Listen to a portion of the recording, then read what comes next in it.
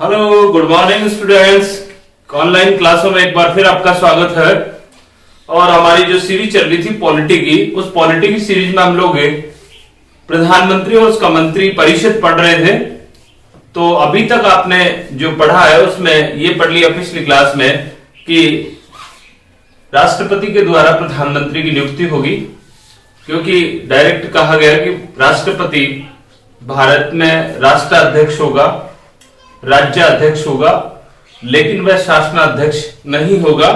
और उसके लिए कहा गया कि उसके लिए एक मंत्री परिषद होगी, उसका हेड प्रधानमंत्री होगा। ऐसा आर्टिकल 74 में लिखा हुआ है, ये आपने देख लिया था। और 74 के बाद में आपने देखा 75 में उस मंत्री परिषद के हेड की नियुक्ति करता है राष्ट्रपति, यानी प्रधानमंत्री की नियुक्ति करता है। और प्रधानमंत्री कौन बनेगा ये आपने देख लिया। प्रधानमंत्री वह व्यक्ति बनेगा जो लोकसभा में बहुमत दल का नेता हो। और अगर ऐसा नहीं होता है, किसी भी दल को स्पष्ट बहुमत नहीं मिलता है, तो राष्ट्रपति ऐसे व्यक्ति को प्रधानमंत्री बना सकता है जो क्या करे, कुछ समय में जितना उसको टाइम दिया जाए उस टाइम में वो अपने बहुमत को सिद्ध कर सके। ऐसा कई बार हुआ है, क्योंकि इस बार जो सरकारें जो बन रही हैं वो जनता जो है जनार्दन है, और वह इस तरह का जनादेश दे रही है कि किसी भी एक पार्टी को स्पष्ट बहुमत नहीं मिल रहा। मिली जुली सरकारें, गठबंधन की सरकारें आ रही हैं, साझा सरकारें बन रही हैं। वर्तमान में दो गठबंधन है, यूपीए और एनडीए। अभी आप लोग देखिए, आपकी जो एनडीए की सरकार सेकंड चल रहा है, एनडीए फर्स्ट और सेकंड आ रहा है, नरेंद्र मोदी जी प्रधानमंत्री हैं। तो ये आपने देखा 75 में भी ये लिखा था कि प्रधानमंत्री की नियुक्ति पहला कदम होगा मंत्री परिषद का। मंत्री परिषद की शुरुआत कहां से होती है? प्रधानमंत्री की नियुक्ति से। प्रधानमंत्री की सलाह पर लिखा हुआ है, प्रधानमंत्री की सलाह पर राष्ट्रपति अन्य मंत्रियों की नियुक्ति करेगा। इसका मतलब मंत्री कौन बनेगा ये तय करता है आपका प्रधानमंत्री। और प्रधानमंत्री ये बताता है ये लोग ये मंत्री बनने लायक है, उनकी सूची, तो उसको शपथ वो दिला देता है। अब बात आई कि मैंने कहा था पिछली क्लास में जितने भी सांसद हैं वो सभी मंत्री और प्रधानमंत्री बनने लायक होते हैं। सबकी योग्यता एक जैसी होती है कि वह किसी ना किसी सदन का सदस्य होता है जो सरकार में होता है। अब मंत्री बनने के लिए ही चुनाव लड़ते हैं। आखिर बात अगर बात करें तो आप लोग देखिए, आपके क्षेत्र में जब एमपी आते हैं, मेंबर ऑफ पार्लियामेंट, तो वो ये कहते हैं जब चुनाव नहीं हो जीते वो और चुनाव लड़ रहे हैं उम्मीदवार के रूप में, तो वो कहता है आपका बेटा, आपका भाई, आपका बच्चा अगर जीता तो मंत्री बनेगा, मंत्री आपके क्षेत्र का प्रतिनिधित्व करेगा और आप कभी भी मुझे सेवा का मौका दे सकते हैं, कभी भी मुझसे मिल सकते हैं, मैं आपकी सेवा के लिए तत्पर रहूंगा। ऐसी बात आपने अक्सर नेताओं के मुंह से सुनी होगी। वो बाद की बात है कि जीतने के बाद वो आपको पहचानते नहीं, क्योंकि पहचानेगा कैसे? जैसे आप लोग जानते हैं कि 20-25 लाख वोटर्स के ऊपर एक व्यक्ति चुनकर जाता है, लेकिन वो ये कहता है मैं मंत्री बनूंगा, क्योंकि वो सांसद बन रहा है, इसका मतलब मंत्री या प्रधानमंत्री का दावेदार है। अब वहां पर ये तय करना प्रधानमंत्री की ड्यूटी बनता है कि किसको मंत्री बनाना है। यहां तक आपने देखा। अब देखिए मंत्रियों के प्रकार कितने होते हैं। यहां हम देखेंगे मंत्रियों के प्रकार कितने होते हैं। तो देखिए मंत्रियों के प्रकार में, मंत्रियों के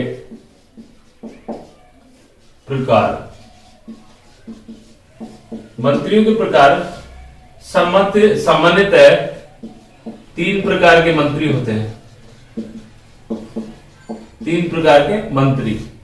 3 प्रकार के मंत्रियों में आप लोग देखें तो जो आपका पहला जो मंत्री है वो मंत्री कौन सा मंत्री है? तो देखिए फर्स्ट में अगर हम लोग ले तो वो होता है कैबिनेट मंत्री।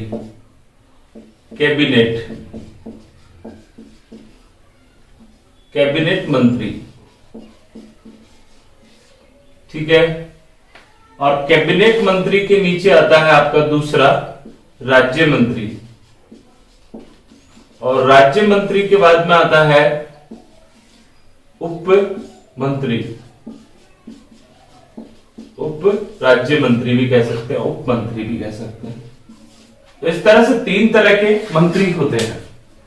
जो आपकी मंत्री मंडल होती, मंत्री परिषद होती है, उसमें 3 तरह के मंत्री होते हैं। और उन 3 तरह के मंत्रियों में सबसे ऊपर कैबिनेट मंत्री, राज्य मंत्री और उप मंत्री, ये 3 तरह के मंत्री होते हैं। अब आप लोग जानिए कि कैबिनेट मंत्री कौन से होते हैं। कैबिनेट मंत्री अपने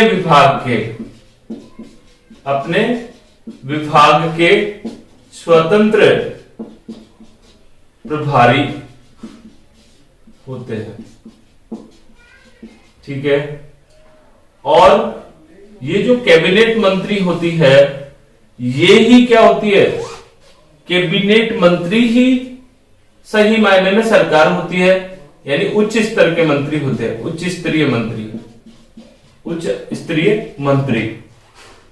और तीसरी बात करें तो सरकार की जब भी मीटिंग होती है, सरकार की बैठकों में भाग कैबिनेट मंत्री ही लेते हैं, ठीक है। तो कैबिनेट मंत्री जो होता है वो सर्वोच्च मंत्री होता है, अपने विभाग का मालिक होता है। जैसे आप यूं कह सकते हो, जैसे गृह मंत्री,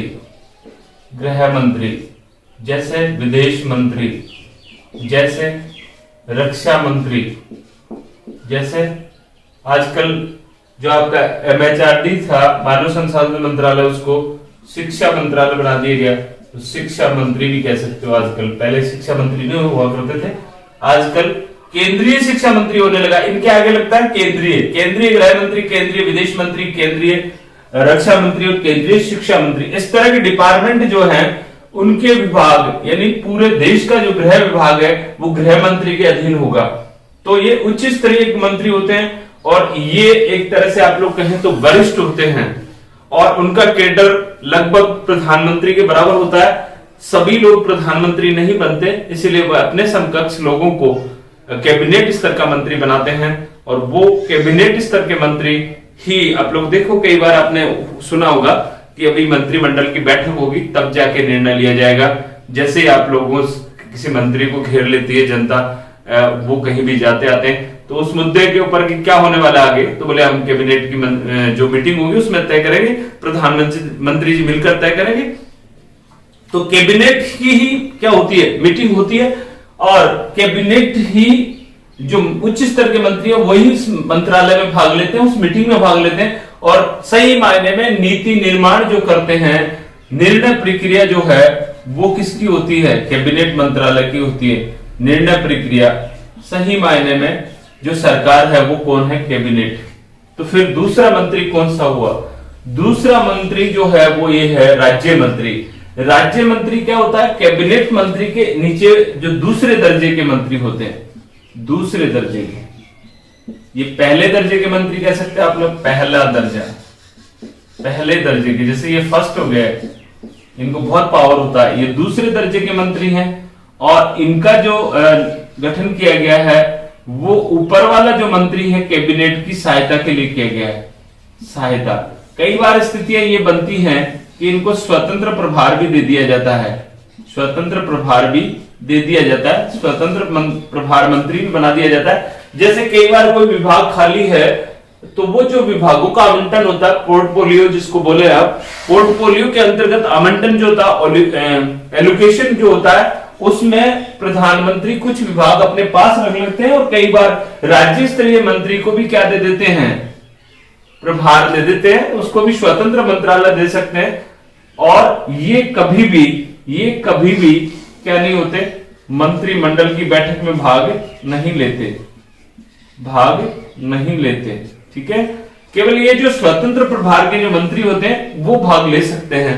जैसे अभी आपने राजस्थान गवर्नमेंट में देखिए, यहाँ जो कैबिनेट स्तर के जो मंत्री हैं वो अलग हैं, एक मंत्री ऐसे भी हैं जो बहुत सुर्खियों में सोशल मीडिया पे सबसे ज्यादा अग्रणीय रहते हैं। आप लोग शेखावाटी के गोविंद सिंह जी डोटासरा, जो कि आप कह सकते हो शिक्षा मंत्री है हमारे, वो शिक्षा मंत्रालय जो है उनके पास में स्वतंत्र प्रभार है, लेकिन वो राज्य स्तर के मंत्री हैं और वो मंत्रिमंडल की जो मीटिंग होती है, कैबिनेट स्तर की जो मीटिंग होती है, उस मीटिंग में वो भाग लेते हैं। तो दूसरे दर्जे के, अब उसके बाद में आते हैं तीसरे दर्जे के मंत्री होते हैं, तीसरे दर्जे के मंत्री हैं और इनका काम क्या है, उपयुक्त जो ऊपर जो दोनों दिए गए हैं, उपयुक्त दोनों की सहायता करना, और ये मीटिंग में कभी भाग नहीं लेते हैं। इस तरह से 3 तरह के मंत्री होते हैं मंत्री परिषद में, और इनको जो तय करते हैं वो प्रधानमंत्री तय करते हैं, और इनको जो शपथ दिलाते हैं वो शपथ कौन दिलाते हैं? राष्ट्रपति दिलाते हैं। तो अब आप ये जान सकते हैं कि कैबिनेट मंत्री जो होते हैं, कैबिनेट मंत्री उच्च स्तरीय मंत्री होते हैं, प्रथम पहले दर्जे के मंत्री होते हैं, अपने विभाग के स्वतंत्र प्रभारी होते हैं, जैसे आप कह सकते हैं केंद्रीय रक्षा मंत्री, केंद्रीय गृह मंत्री। और उच्च स्तरीय मंत्री भी होते हैं। सरकारी बैठकों में जितनी भी सरकार की जो बैठकें होंगी वो कैबिनेट स्तर की मीटिंग होती है, और इनकी मीटिंग कभी भी आ सकती है, कभी भी हो सकते हैं, लगभग 7 दिन से एक मीटिंग तो हो ही जाती है। तो गवर्नमेंट ये है, और इसका जो हेड होता है वो आप लोग जान सकते हैं प्रधानमंत्री होता ही होता है। इसके बाद राज्य स्तर के मंत्री होते हैं, और उसके बाद उप स्तर के मंत्री होते हैं। आजकल एक नया मंत्रालय और गठित किया गया है, जिसको आप लोग 3 श्रेणियों के अतिरिक्त संसदीय सचिवों की नियुक्ति भी होने लगी है। संसदीय सचिव एज ए मंत्रालय यानी मंत्री के बराबर ही होता है, लेकिन अगर बात करें हम लोग मंत्री 3 ही तरह के होंगे। संसदीय सचिव की नियुक्ति और शपथ कौन दिलाता है? प्रधानमंत्री। एक अलग बात है, यहां से प्रश्न पूछ लिया गया कि संसदीय सचिवों की नियुक्ति कौन करता है? प्रधानमंत्री करता है, जबकि ये सारा जो मैटर है नियुक्ति वाला वो किसके पास में? राष्ट्रपति जी के पास में, लेकिन यहाँ पर प्रधानमंत्री नियुक्ति करता है, और शपथ भी प्रधानमंत्री दिलाता है। तो एक अलग कॉन्सेप्ट है एक संसदीय सचिव के रूप में भी। इन संसदीय सचिवों का काम क्या है? इनका संसद में जो भी मंत्री गण हैं उनकी हेल्प करना ही होता है, सहायता करना ही होता है। संसदीय जो मंत्रालय है उसमें इनका काम भी, तो सरकार के काम को हल्का करने के लिए, और कुछ लोग जो इस मंत्रालय में नहीं आ पा रहे, मंत्री नहीं बन पा रहे, उनको खुश करने के लिए संसदीय सचिवों की नियुक्ति भी आजकल की जाने लगी है। अब देखिए आगे, ये जो मंत्री है ये मंत्री हो कितने सकते हैं? कितने मंत्री हो सकते हैं? यानी आप ये देखिए, मैंने अभी आपसे कहा कि जितने भी लोग हैं वो सभी जो सांसद जीत के जाते हैं वो चाहते हैं कि मैं मंत्री बनूं, लेकिन वास्तव में मंत्री होते कितने हैं? आजकल तो आप लोग नहीं देख रहे, क्योंकि आजकल उनका जो प्रोटोकॉल था, जैसे जो मिनिस्टर आते थे पहले वो लाल बत्ती गाड़ी में आते थे, जिससे सबको पता रहता था कि मंत्री जी जा रहे हैं, लेकिन आजकल वो बत्ती हटा दी गई, इसलिए आम आदमी की तरह पता नहीं पड़ता। लेकिन मैंने कहा हर मंत्री, हर सांसद क्या बनना चाहता है? मंत्री। तो इन मंत्रियों की संख्या बढ़ती चली गई, क्योंकि कोई ना कोई व्यक्ति आए दिन ये कहने लगा कि मुझे मंत्री बनाया जाए, मैं मेरे कास्ट का क्या करता हूं, प्रतिनिधित्व करता हूं, मैं इतने वोटों से जीता हूं, मैं इतनी बार जीता हूं, मैंने पार्टी के लिए बहुत सेवा की है, मुझे भी मौका मिलना चाहिए। ऐसा बार बार होने लगा, तो इसको इस चीज को दूर करने के लिए मंत्री बना दिया जाता था, और उसको जो मंत्री की जो क्या मिलती थी, प्रोटोकॉल मिलती थी, वो मिलने लगी। तो इससे आए दिन आमजन परेशान होने लगा, और इसीलिए मंत्री मंडल के आकार को क्या किया गया? मंत्री परिषद के आकार को तय कर दिया गया है। यानी अधिकतम मंत्री कितने बन सकते हैं, यहां से प्रश्न आ रहा है कि अधिकतम मंत्री कितने बन सकते हैं। तो देखिए आकार तय कर दिया गया है। तो आपका एक तो आपको याद रखना है 91वां संविधान संशोधन 2003, 91वां संविधान संशोधन 2003 जो पारित कितने को हुआ? 4 में, पारित 2004 में के द्वारा प्रधानमंत्री सहित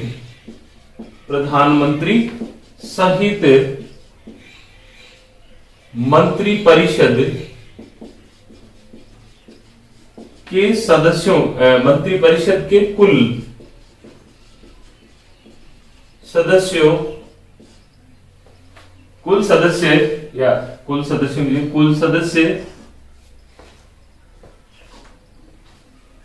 सदस्य लोकसभा की कुल सदस्य संख्या का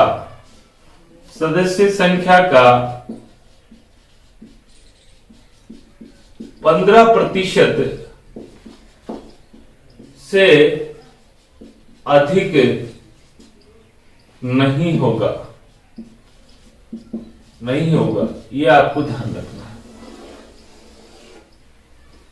तो तय कर दिया गया, क्या तय कर दिया गया कि अब मंत्री जो हैं वो कितने मंत्री बनेंगे। मंत्री परिषद में मंत्री तो 3 तरह के होंगे, कैबिनेट स्तर के, राज्य स्तर के, उप मंत्री, लेकिन कुल मिला के मंत्री कितने बनेंगे इस मंत्री को भी तय कर दिया गया और मंत्री परिषद की संख्या को तय किया गया है। क्या किया गया है, कौन सा अमेंडमेंट किया गया, 91 अमेंडमेंट 2003 में जो पारित हुआ 2004 में, उसमें बाकायदा ये कह दिया गया प्रधानमंत्री सहित, यहां एक शब्द और है, प्रधानमंत्री सहित जो मंत्री परिषद बनेगी यानी मंत्री होंगे, वो मंत्रियों की कुल संख्या लोकसभा की कुल सदस्य संख्या का 15% से अधिक नहीं होगा।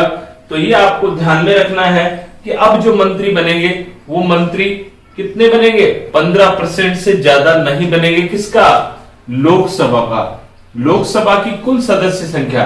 तो अभी वर्तमान में जैसे लोकसभा की कुल सदस्य संख्या, जैसे पिछली क्लास आपने देखी होगी कि एंग्लो इंडियन का प्रावधान हटा दिया गया, इसका मतलब आपके पास में कुल सदस्य संख्या कितनी है, लोकसभा में 543 का कितना 15%, 543 का 15% करेंगे तो कितना आएगा, लगभग 81।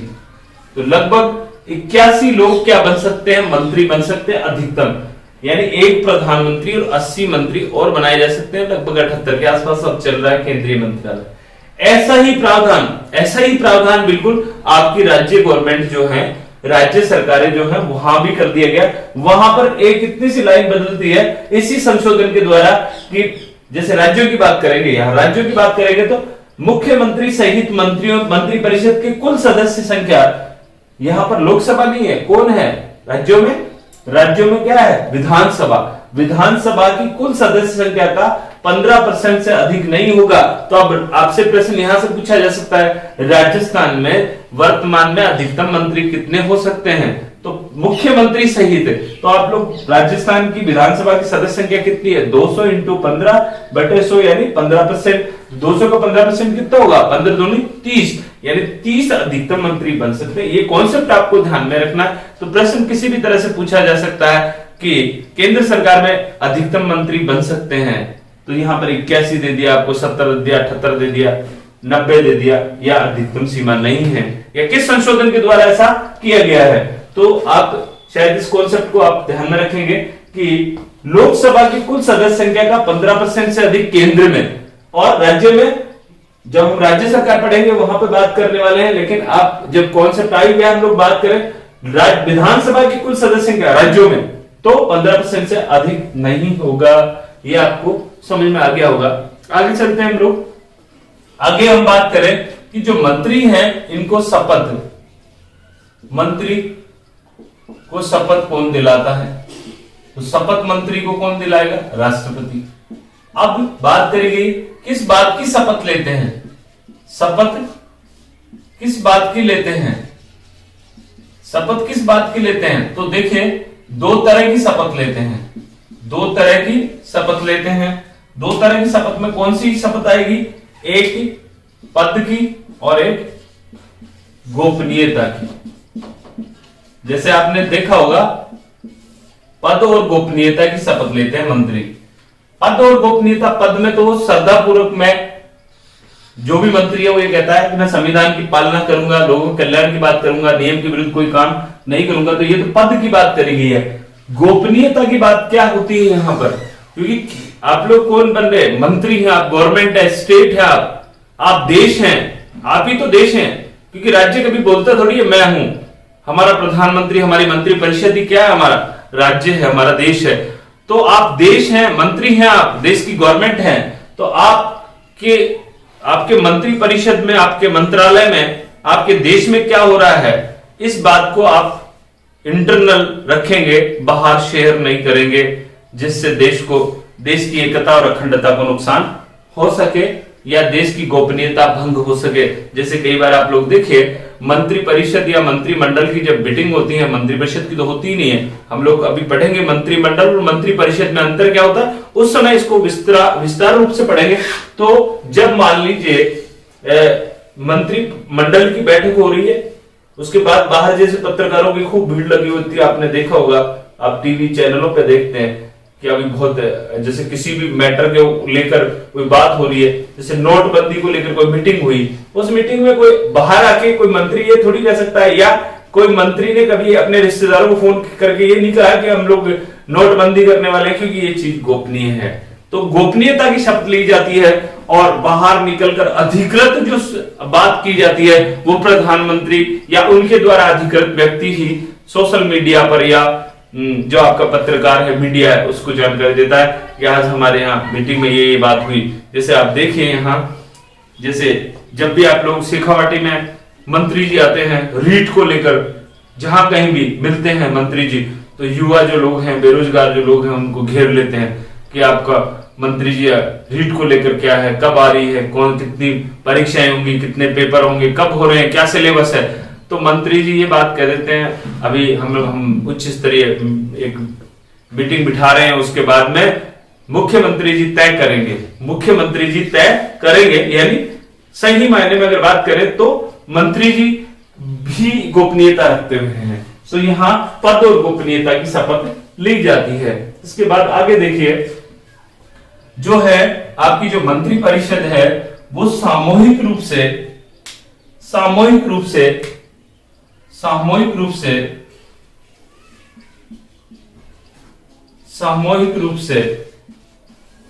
लोकसभा के प्रति उत्तरदायी होती है, सामूहिक रूप से लोकसभा के प्रति उत्तरदायी हो। इसी की एक दूसरी लाइन अगर आप लोग देखें तो मंत्री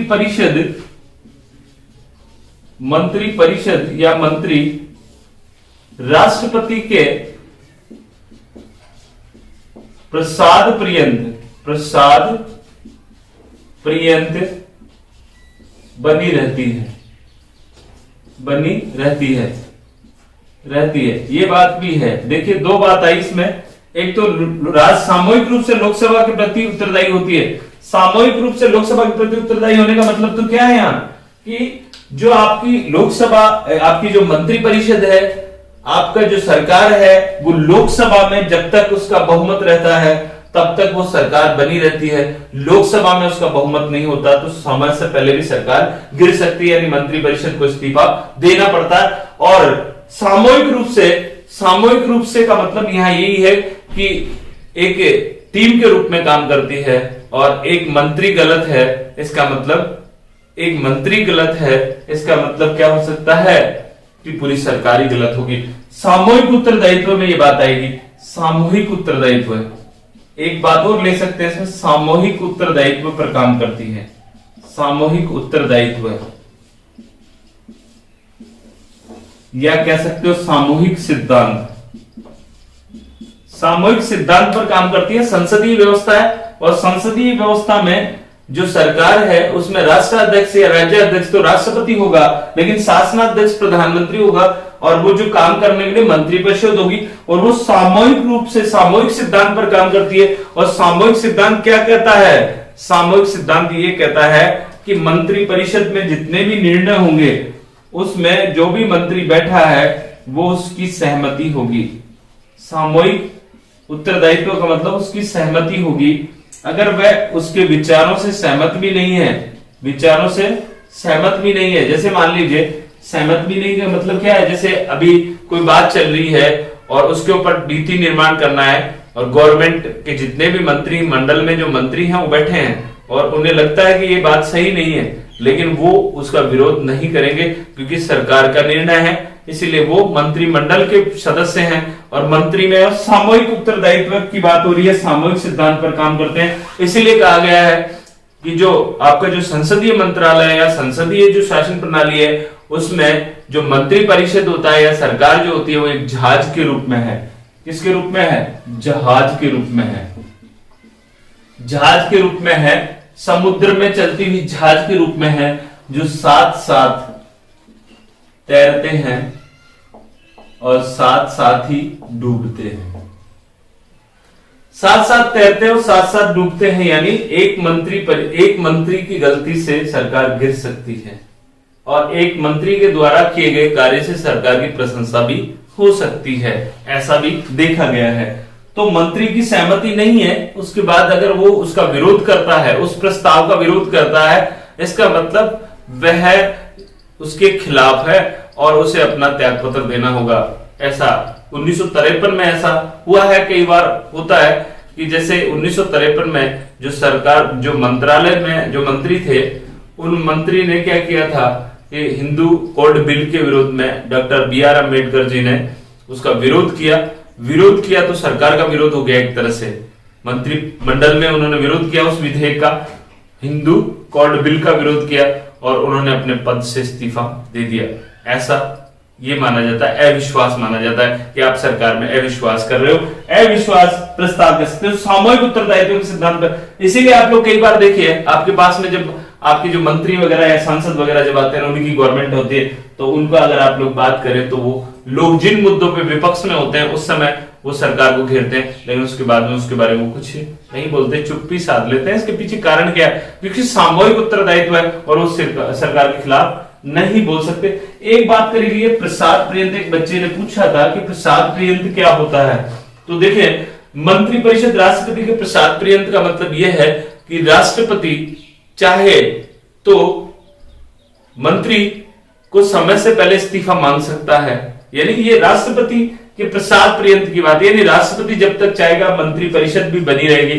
राष्ट्रपति चाहे तो आर्टिकल 85 के अंतर्गत लोकसभा को समय से पहले भंग कर सकता है, यानी मंत्रिपरिषद को भंग कर सकता है। इसका मतलब प्रसाद पर्यंत का मतलब राष्ट्रपति की इच्छा पर, यहां राष्ट्रपति की इच्छा न होकर प्रधानमंत्री की इच्छा होती है, लेकिन सही मायने में राष्ट्रपति क्या है? प्रधान है, इसलिए बात राष्ट्रपति की मंत्रिपरिषद की, यानी जब चाहे किसी से इस्तीफा लिया जा सकता है, उसको पद छोड़ने के लिए कहा जा सकता है, किसी का विभाग बदला जा सकता है। तो राष्ट्रपति के प्रसाद पर्यंत सरकार बनी रहती है, यानी मंत्रिपरिषद बनी रहती है।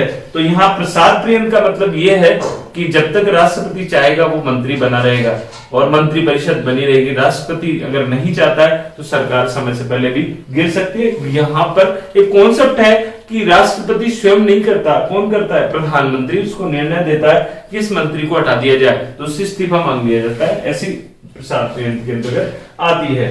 तो इस तरह से मंत्रिपरिषद और प्रधानमंत्री की जो बात थी वो लगभग कंप्लीट हुई। उसमें आप और कुछ चीजें देख सकते हैं, जैसे इनका कार्यकाल कितना है।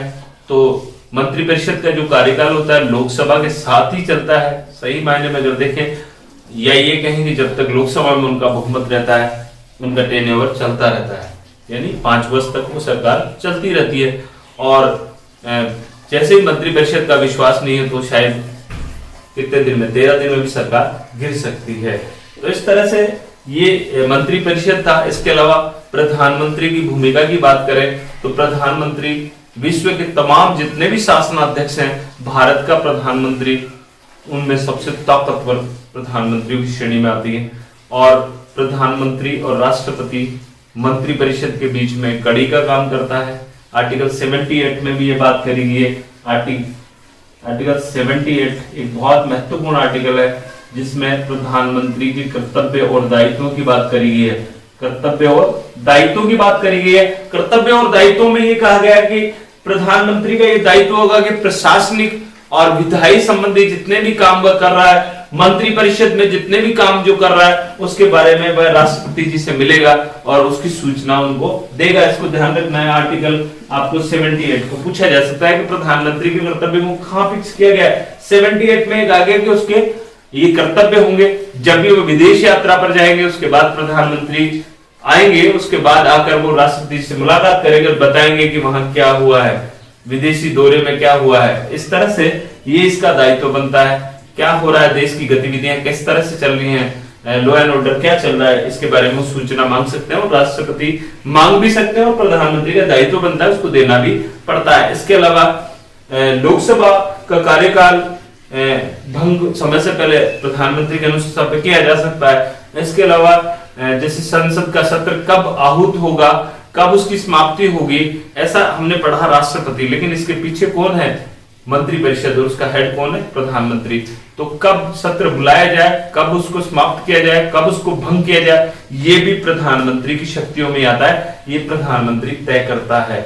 और मंत्रिपरिषद का नेता होता है, देश का नेता होता है, लोकसभा का नेता होता है, और सरकार का प्रवक्ता होता है। विदेशों में उच्च स्तरीय जो मंडल जाते हैं उनमें वह भारत का प्रतिनिधित्व करता है।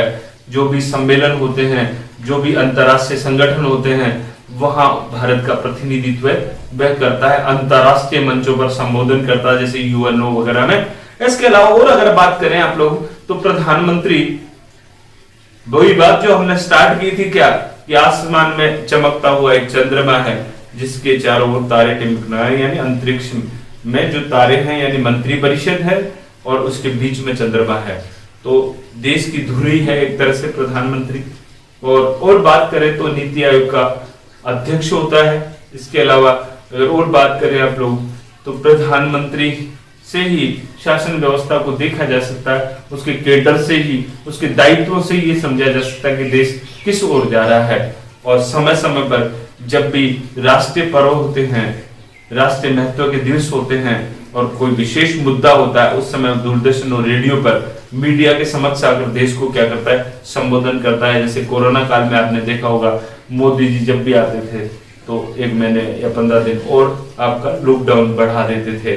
इस तरह के, या आप लोग देखिए उन्होंने जब क्या किया था, नोटबंदी किया था, तो देश के सामने आके बोला था कि आपको तैयार रहना चाहिए लाइनों में लगने के लिए, आपके खातों में पैसा आ रहा है। इस तरह की बातें राष्ट्र को संबोधन किया जाता है। राष्ट्र में जब गंभीर संकट आता है उस समय वो मीडिया के सामने आ जाते हैं। इसके अलावा जो भी पोर्टफोलियो है वो कुछ मंत्रालय अपने पास रख सकते हैं, उनके विभाग का बंटवारा कर सकते हैं, किसी भी मंत्री से वह पद वापस ले सकते हैं, मंत्रालयों का परिवर्तन कर सकते हैं। ये सारी जितने भी जानकारियां हैं वो सब प्रधानमंत्री के जरिए की जाती हैं। इसीलिए भारत में संसदीय शासन प्रणाली है, यानी एक नाम मात्र की और एक वास्तविक कार्यपालिका। जो वास्तविक कार्यपालिका है वो मंत्रिपरिषद है, और उसका हेड कौन है? प्रधानमंत्री है। शायद थोड़ा लंबी होगी क्लास, लेकिन प्रधानमंत्री और उसका मंत्रिपरिषद हमें समझना था, इसलिए पूरा इसको जरूरी था देखना। अब इसमें एक महत्वपूर्ण टॉपिक रह गया कि मंत्रिपरिषद और आपका जो मंत्रिमंडल है, यानी कॉमन से शब्द होते हैं, इनका प्रयोग बार बार होता है। इन दोनों में अंतर क्या है? बहुत अंतर है। हम अगली क्लास में इसको पढ़ेंगे। आप लोग जरूर देखिए इस क्लास को। उसके बाद अगली क्लास में फिर मिलते हैं। आपने मुझे सुना, थैंक यू वेरी मच। फिर मिलते हैं, धन्यवाद।